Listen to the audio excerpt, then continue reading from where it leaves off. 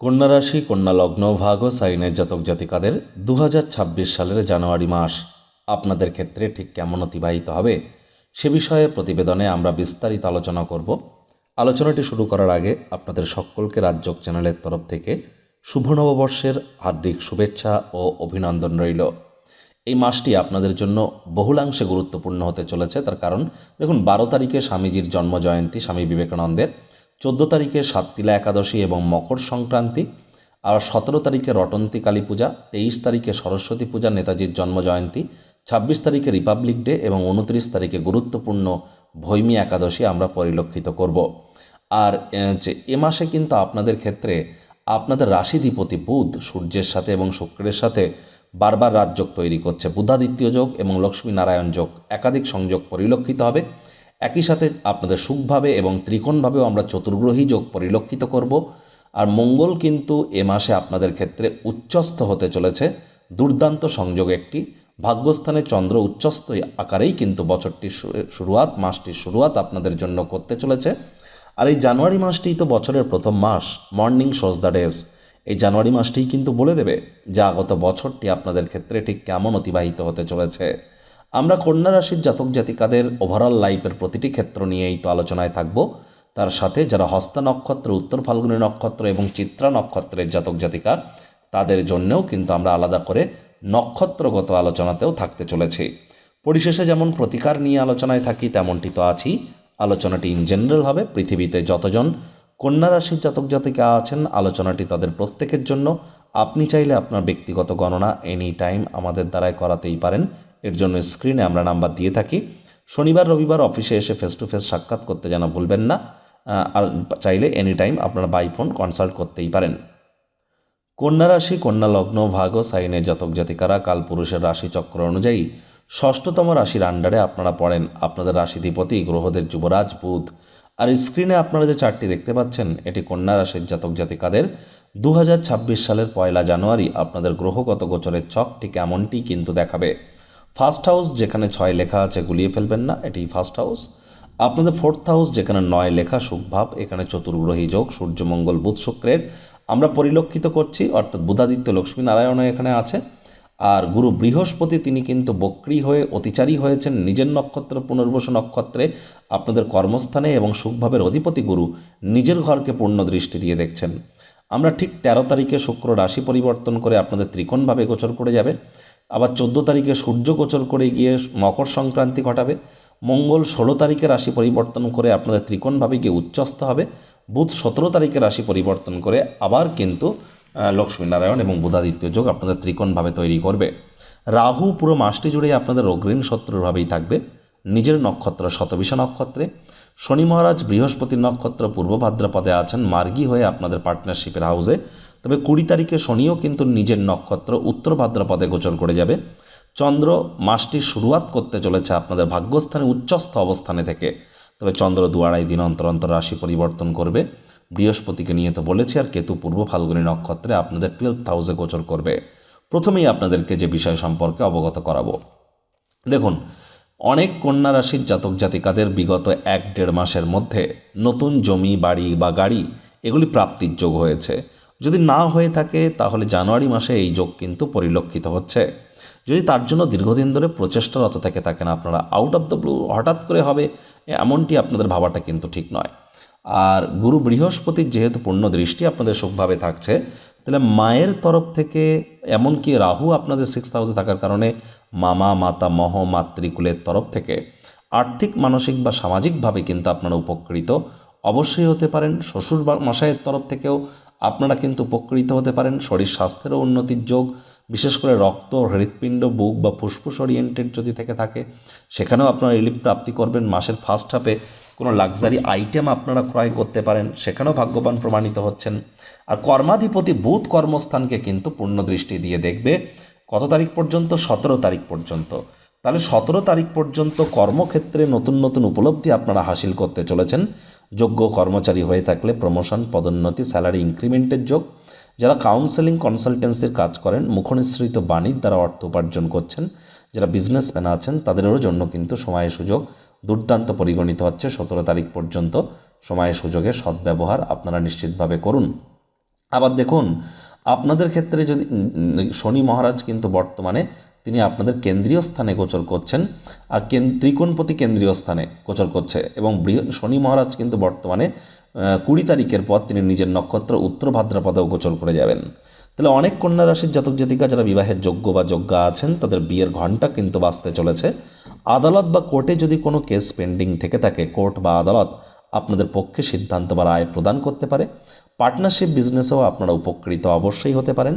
বেকার যুবক যুবতীদের নতুন চাকরি, নতুন কর্মসংস্থানের যোগও কিন্তু আমরা পরিলক্ষিত করছি। অনেক কন্যা রাশির জাতক জাতিকারা বিদেশে যাওয়ার সুযোগ পেয়েছেন বিগত 1 বছরের মধ্যে। যাদের সুযোগ হয়নি তাদের কিন্তু এবছর প্রবল সংযোগ পরিলক্ষিত হচ্ছে। এ মাসেও সংযোগ থাকছে বিদেশ যাত্রার, এবং যারা এমএনসি কোম্পানিতে চাকরি করার প্রচেষ্টারত ছিলেন তাদের জন্যও সময়ের সুযোগ বেটার। রোগ ঋণ শত্রু থেকেও আপনারা মুক্তি পাবেন। যারা আর্টিফিশিয়াল ইন্টেলিজেন্স বা যারা কোনো প্রকার ওয়াইন ইন্ডাস্ট্রি, লিকার ইন্ডাস্ট্রিতে কাজ করছেন, বা যারা ইন্টারনেট রিলেটেড কোনো কাজ করছেন, সোশ্যাল মিডিয়াতে যারা কেরিয়ার করতে চান, ব্লগিং পডকাস্টিংয়ের কাজ যারা করছেন, ইন্টারনেট অফ থিংসের মধ্য দিয়ে সময় যারা অতিবাহিত করছেন, বা অফবিট জগতে যারা কেরিয়ার করতে চাইছেন, তাদের প্রত্যেকের জন্যই কিন্তু সময় সুযোগ দুর্দান্ত পরিগণিত হচ্ছে। শত্রুপক্ষের পতন এ সময় নিশ্চিতভাবে পরিলক্ষিত হবে। রোগশোক দেখা দিলেও খুব সহজে সেখান থেকে আপনারা কিওর পাবেন। আর হ্যাঁ, কেতু যেহেতু আপনাদের 12th হাউসে আছে, রাহুরও যেহেতু পূর্ণদৃষ্টি, খরচ কিন্তু আপনাদের রিসেন্ট খুব বেড়ে গিয়েছে বিগত 8-9 মাস।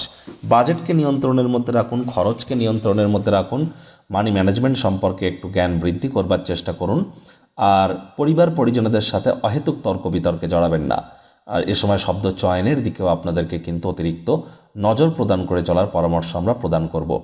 রাহু গুরু নবপঞ্চমে কিন্তু আছে, তাহলে এ সময় কিন্তু অবশ্যই কর্মক্ষেত্রে আলসেমি ভাব মাসের শেষের দিকে 17 তারিখের পর করতেই কিন্তু পারে। খেয়াল রাখুন, 17 তারিখের পর আপনাদের বিরুদ্ধে কাজের জায়গায় চক্রান্ত ষড়যন্ত্র হতে পারে। 17 তারিখের আগে পর্যন্ত কর্মক্ষেত্রে দুর্দান্ত সংযোগ আমরা পরিলক্ষিত করছি, এ বিষয়ে কোনো সন্দেহের অবকাশ নেই। আর মঙ্গল কিন্তু 16 তারিখে রাশি পরিবর্তন করে ত্রিকোণভাবে গোচর করে তিনি কিন্তু উচ্চস্থ হবেন। তাহলে যারা ট্রেডিং করেন, বা যারা scalping, hedging, short selling, F&O, বা সে স্টক মার্কেটও, ক্রিপ্টো মার্কেটও, কমোডিটি কারেন্সি মার্কেটে যারা ট্রেডিং করেন, তাদের জন্য কিন্তু 16 তারিখের পরের সময়টি দুর্দান্ত পরিগণিত হচ্ছে। লাভ ম্যারেজ যারা করতে চাইছেন তাদের জন্য 16 তারিখের পর সময় খুবই ভালো। শিক্ষার্থী বিদ্যার্থীদের জন্য মাসটি মোটামুটি ঠিকঠাক। আর বিশেষ করে যারা সন্তান সন্ততি প্রাপ্তির প্ল্যানিং করছেন, নতুন করে গর্ভধারণ করার বা ডেলিভারি করার, তাদের জন্যও কিন্তু সময় সুযোগ বেটার পরিগণিত হচ্ছে। এ সময় কিন্তু আপনাদের পেটের সমস্যা, বদহজমের প্রবলেম থাকলেও সেখান থেকেও কিন্তু আপনারা কিছুটা রিলিফ অবশ্যই প্রাপ্তি করবেন।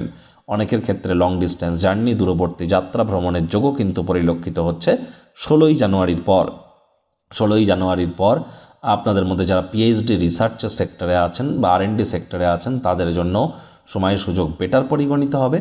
তবে হ্যাঁ, যারা সরকারি চাকরিজীবী আছেন, নেতা মন্ত্রী পলিটিশিয়ান যারা আছেন, তাদেরকে বলবো যে 14 তারিখের পরের সময়টি কিন্তু আপনাদের জন্য খুব একটা ভালো নয়।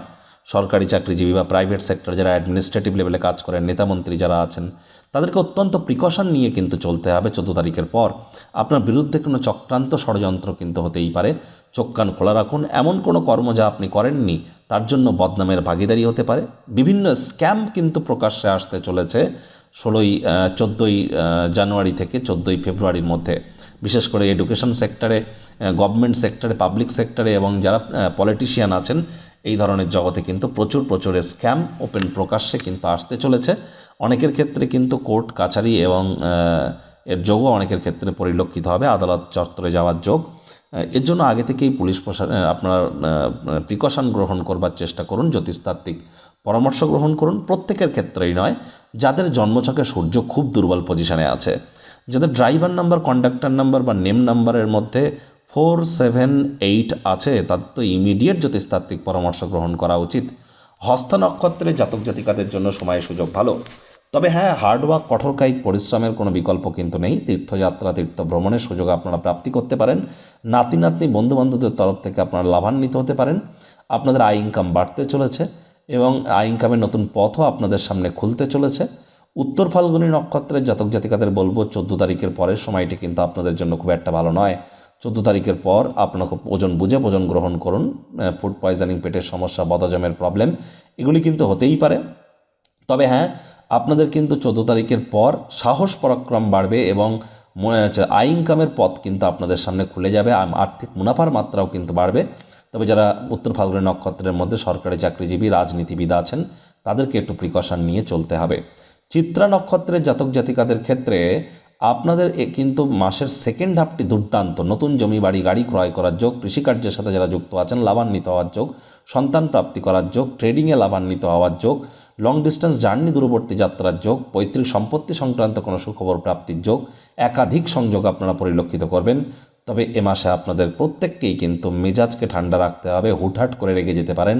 মাসের সেকেন্ড হাফে বিশেষ করে রাগ কিন্তু স্বল্প পাগলামির একটি রূপান্তর মাত্র।